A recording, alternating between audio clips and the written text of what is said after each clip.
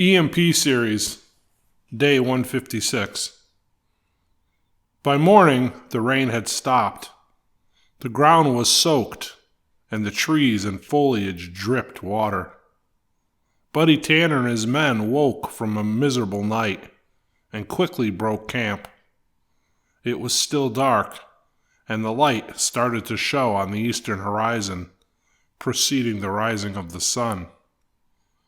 Carl Fairley rode into town with Zeb at 4:30 a.m. He wanted to get an early start at work and was unprepared for what today would bring. At church, we were just getting the fires stoked and starting to prepare breakfast. Pastor would skip breakfast today. This was his day to spend with his dear friend, Ish Patel. They would spend hours praying together and counseling one another. They each cherished having someone who understand the burdens that came with ministry.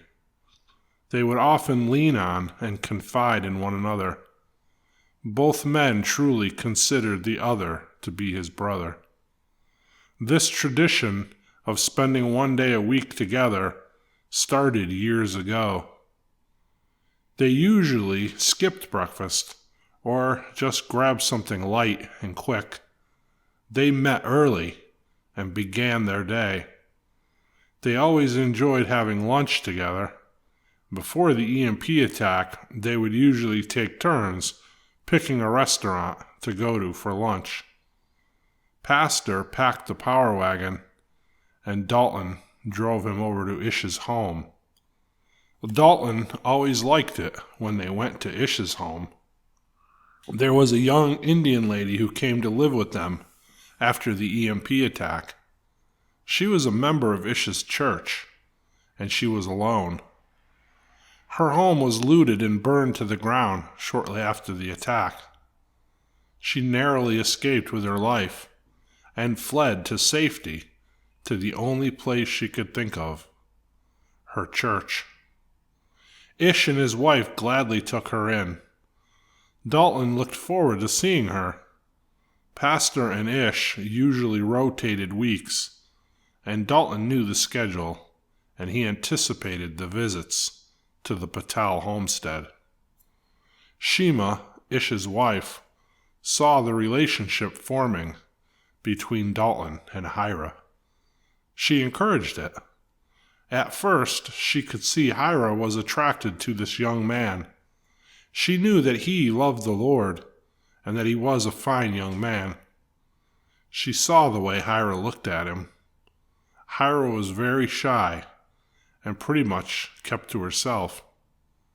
On one visit, when Shima saw Hira watching Dalton from the window while doing dishes, she told her to bring him out a cup of coffee and a biscuit. She encouraged her to go talk to him. She said, "That poor young man must be bored silly, just sitting out there all alone all day. Go keep him company for a while." Hira was more concerned about all the work that needed to be done. Shima assured her that she had it all under control.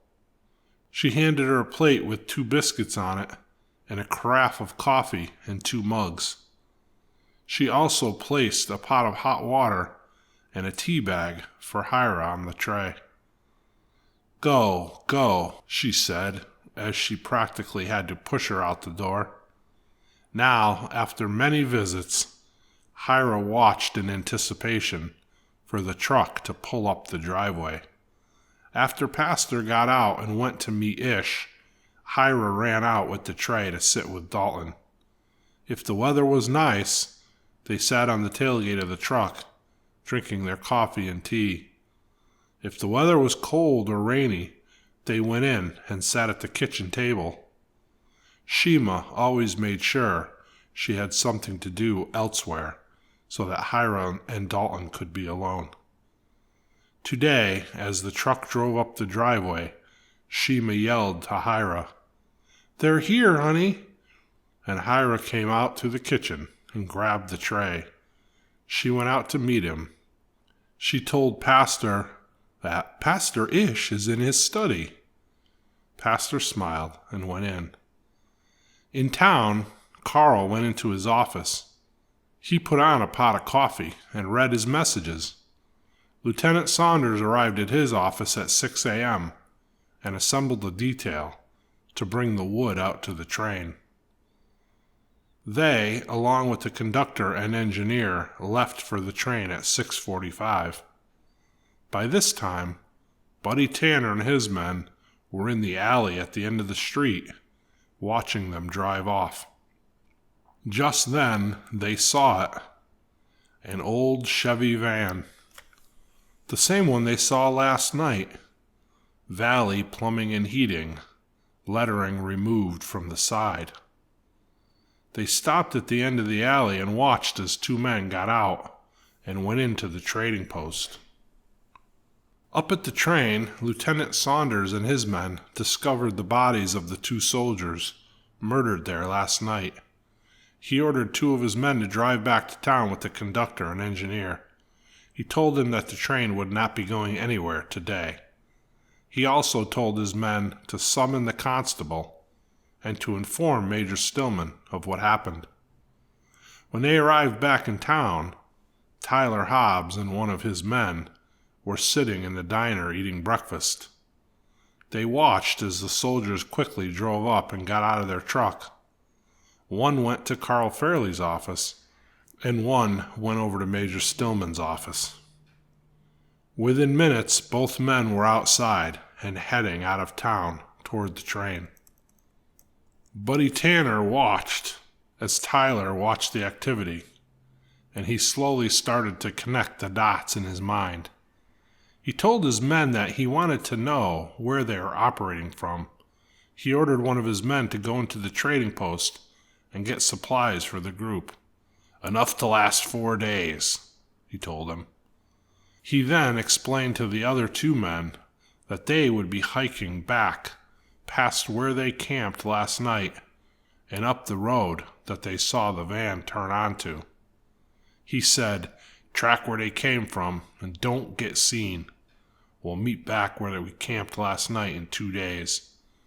He planned to stay near town with the third man and to try to get a lead on Roger's whereabouts.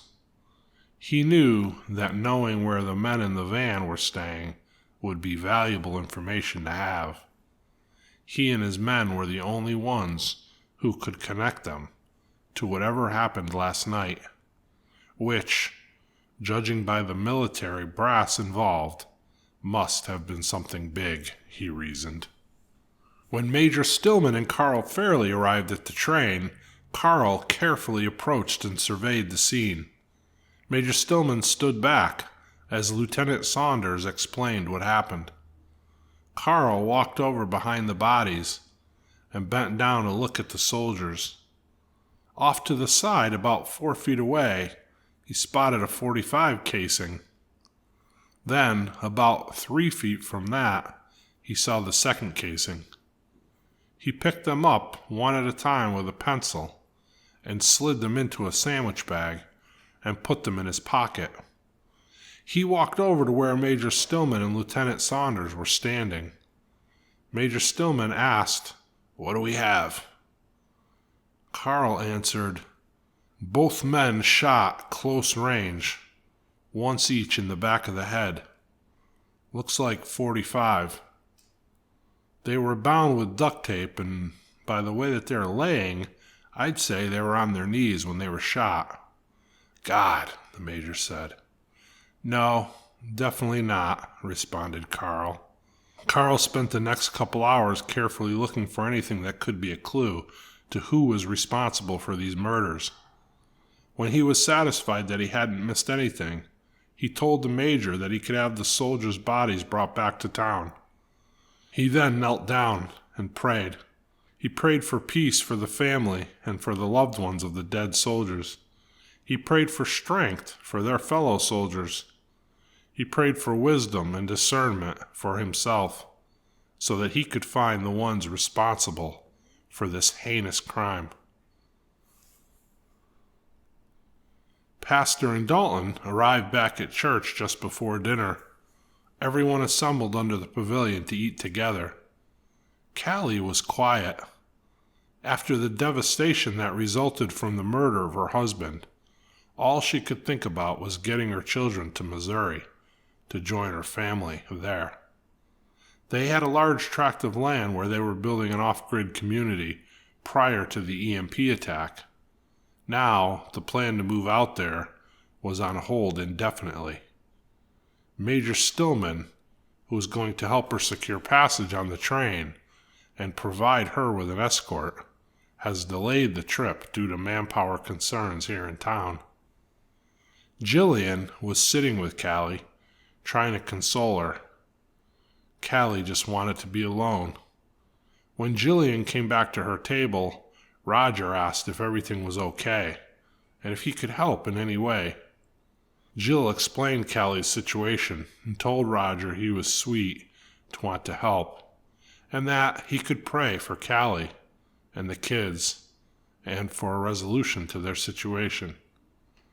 Up in the hills at the homestead of Tyler Hobbs, 2 of Buddy Tanner's men sat quietly in the woods, watching the house.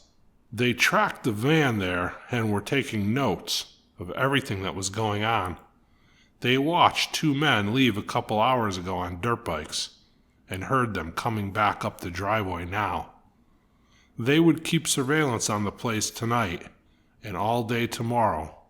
Then they would leave the next day early enough to get back to the rendezvous point in time to meet Buddy Tanner and deliver their intel. They would take 3-hour shifts watching while the others slept at night. They would take 3-hour shifts watching while the others slept throughout the night. Buddy and the other members of the MC were in an old abandoned warehouse across from the trading post, watching for any sign that could lead them to Roger. Inside the house, which was the headquarters for the Citizens of Liberty, Tyler and Samantha were at the kitchen table talking. A few other group members were in the living room reading and listening to the radio. Outside on the porch was a man with a rifle, pulling security. They rotated every 4 hours, and the man currently sitting there had just come on duty 20 minutes ago. So far, Buddy's men had counted 7 men and 3 women in the group. There were probably more, they reasoned, but they didn't appear to be too organized or galvanized as a group. As the hours went by, the house became darker, one light at a time, until only the light in the kitchen remained lit.